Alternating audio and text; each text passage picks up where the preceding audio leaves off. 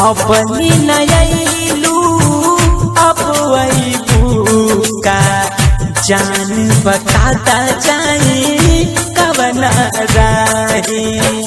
अपनी नयलू अब वही का जान बताता जाए कवन राहे। सातु जन्म के क्रियात खैलू जियत आग लगैलू काहे। अपनी नयलू अब वही का जान बताता जाए कवन राहे।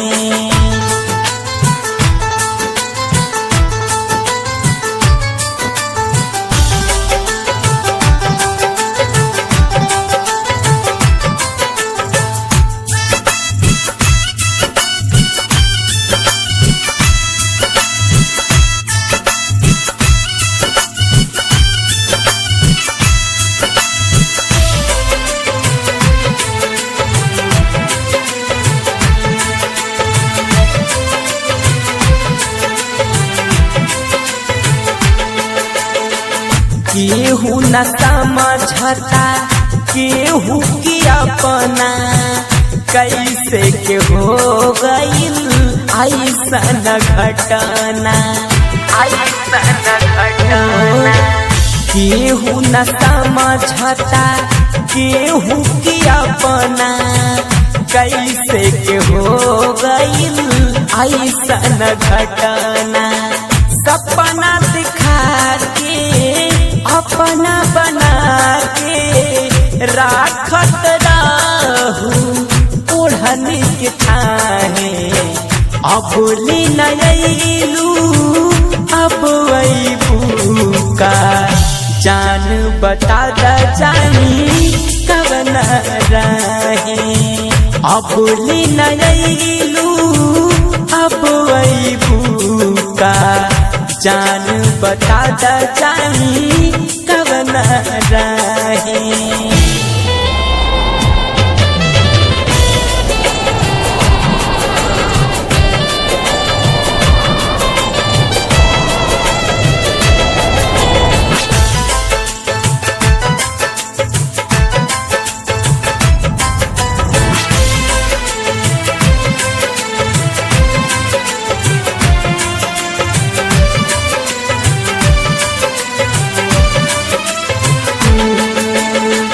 रहे का कसूर हमार भैले का गलतिया। देखी न सूरतिया तोहार हाथ लाग छतिया। रहे का कसूर हमार कैनी का गलतिया।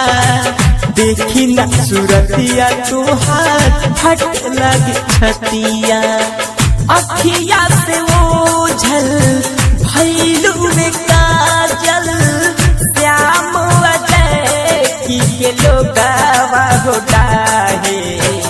अबोली नयलू अब वही का जान बताता जाए कवन राहे। अबोली नयलू अब वही का जान बताता जाए कवन राहे।